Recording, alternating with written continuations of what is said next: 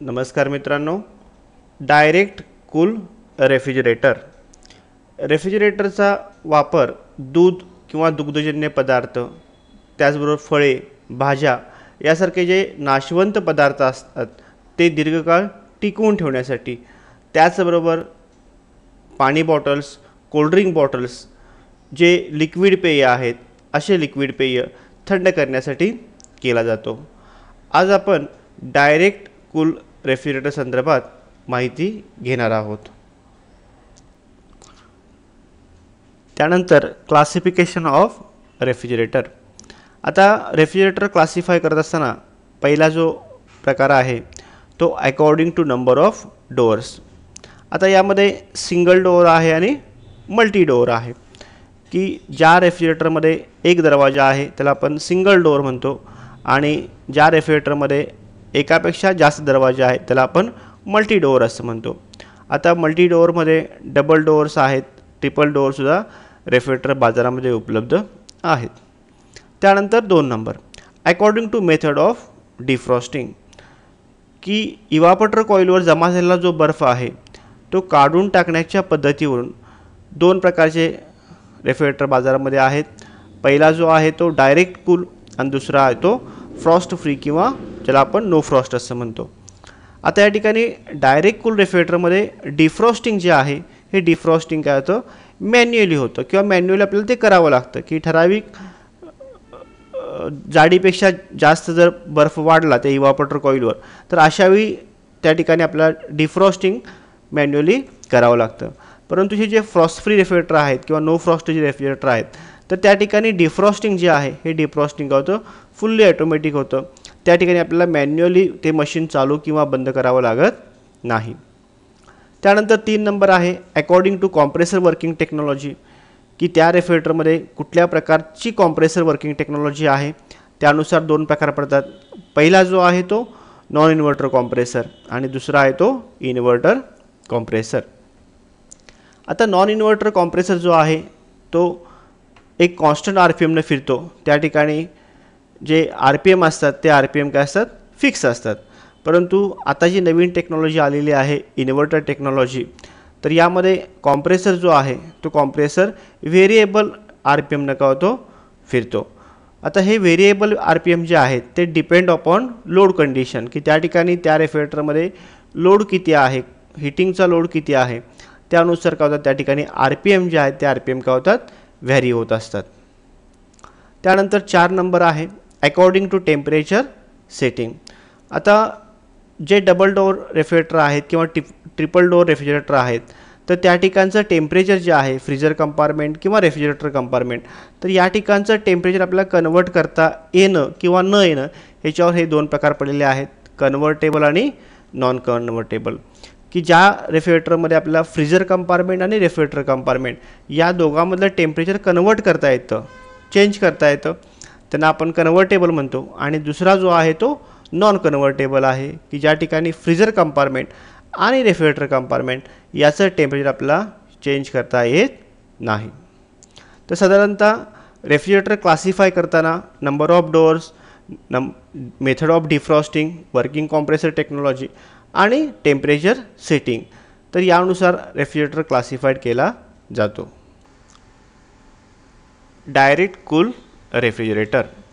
In a direct cool refrigerator also called conventional refrigerators, म्हणजे हे जे डायरेक्ट कूल रेफ्रिजरेटर्स आहेत यांना आपण कन्व्हेक्शनल रेफ्रिजरेटर असंही म्हणतो.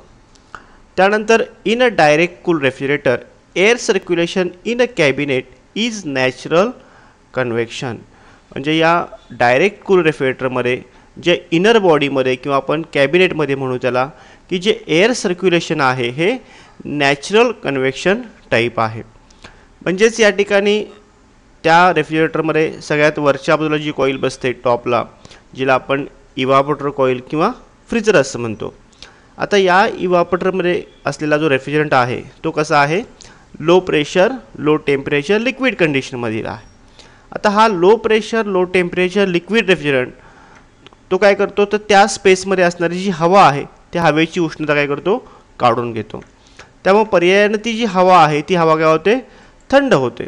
आता ती थंड झाल्यामुळं ती हवा जड होते आणि ग्रॅव्हिटीने ती हवा काय होते कॅबिनेटच्या खालच्या बाजूला म्हणजे व्हिजिटेबल ट्रेकडे काय होते हळूहळू सरकत येते. ती हवा वरून खाली येत असताना त्या कॅबिनेटमध्ये असलेले जे पदार्थ आहेत त्या पदार्थाची ती काय करते हीट काढून घेते, त्यामुळे ते पदार्थ काय होतात थंड होतात.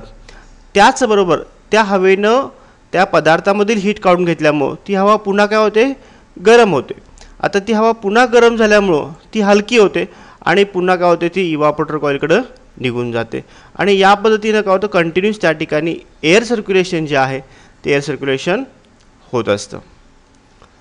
त्यानंतर in a DC refrigerator manually defrosting method is used for defrosting, की डायरेक्ट कूलमध्ये जे डिफ्रॉस्टिंग होतं ते मॅन्युअली आहे, म्हणजे या ठिकाणी त्या इव्हापोरेटर कॉइलवर जमा झालेला जो बर्फ आहे तो काढून टाकण्यासाठी ते जे मशीन आहे ते मशीन आपल्याला मॅन्युअली बंद करावं लागतं.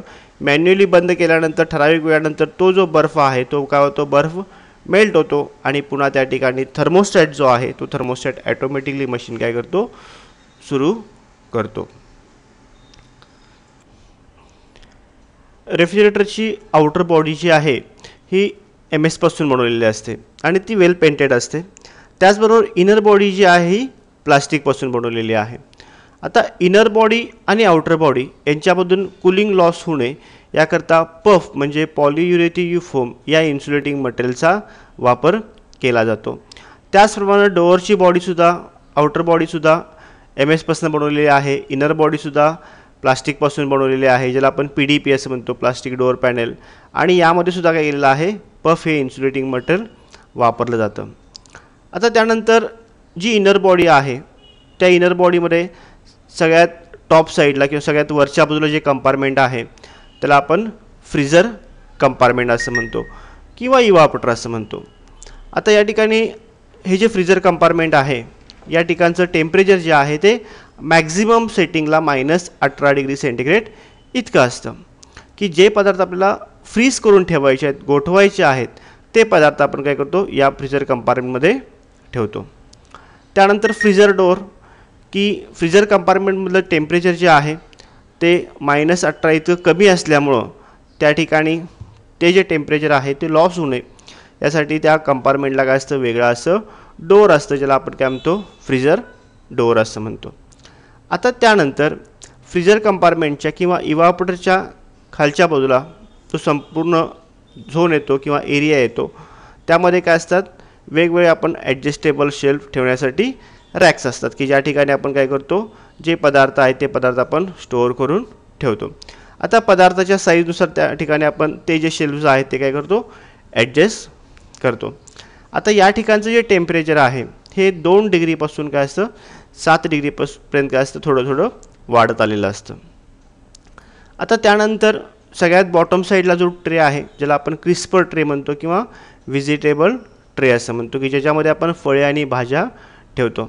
आता या व्हिजिटेबल ट्रेमधलं जे टेम्परेचर आहे हे जवळजवळ 7 डिग्री सेंटीग्रेड ते 9 डिग्री सेंटीग्रेड इतकं असतं. त्याचबरोबर हा जो क्रिस्पर ट्रे आहे ह्याला आपण काय करतो तर ग्लास कवरच्या साह्यानं प्रोटेक्ट करतो किंवा फायबरच्या साह्यानं याला कवर करून ठेवतो, कारण त्या ज्या फळे आहेत किंवा त्या ज्या भाज्या आहेत तर त्यामधलं मॉइश्चर पर्सेंटेज लॉस होऊ नये याकरता. तसंच डोअर साईडला आपण जर बघितलं तर डोअरच्या टॉपला डेअरी कंपार्टमेंट आहे की ज्या ठिकाणी आपण जे डेअरीमधले जे प्रोडक्ट्स आहेत जे आपल्याला फ्रीज करून ठेवत नाही आहेत असे जे पदार्थ आहेत ते आपण काय करतो त्या ठिकाणी ठेवतो. उदाहरणार्थ कॅडबरी असतील, अंडी असतील. या ठिकाणचं जे टेम्परेचर आहे ते 2 ते 3 डिग्री इतकं असतं. त्यानंतर त्याच्या खालच्या बाजूला डबलमध्ये बॉटल रॅक असतो की ज्याच्यामध्ये आपण लिक्विड बॉटल्स किंवा बेवरेज बॉटल्स म्हणून आपण वॉटर बॉटल्स ठेवतो थंड करण्यासाठी. या ठिकाणचं जे टेम्परेचर आहे ते 5 ते 7 डिग्री ते 9 ते 11 डिग्री असं थोडं व्हेरिएशनमध्ये राहतं. आता आणखीन एक महत्त्वाचं म्हणजे जे कॅबिनेट आहे कॅबिनेट आणि डोअर तर ह्यांच्यामधून कूलिंग लॉस होऊ नये याकरता काय केलं असतं गॅस्केट पॅकिंगचा वापर केला जातो की ज्यावेळी आपण दरवाजा त्या कॅबिनेटला बसवतो तर त्यावेळी दरवाजा आणि कॅबिनेट यामधनं च्या गॅपमधनं कूलिंग लॉस होऊ नये, आतला थंडावा बाहेर जाऊ नये याकरता जे पॅकिंग वापरलेलं आहे त्याला आपण काय म्हणतो गॅस्केट पॅकिंग असं म्हणतो. त्याचबरोबर रेफ्रिजरेटरच्या आतमध्ये टेम्परेचर कंट्रोलसाठी थर्मोस्टॅट नॉब आहे, डोअर बेल आहे, डोअर स्विच आहे. तर हे झाले त्याचे इनर पार्ट्स आणि प्रत्येक ठिकाणी असणारी टेम्परेचर झोन्स. थँक्यू.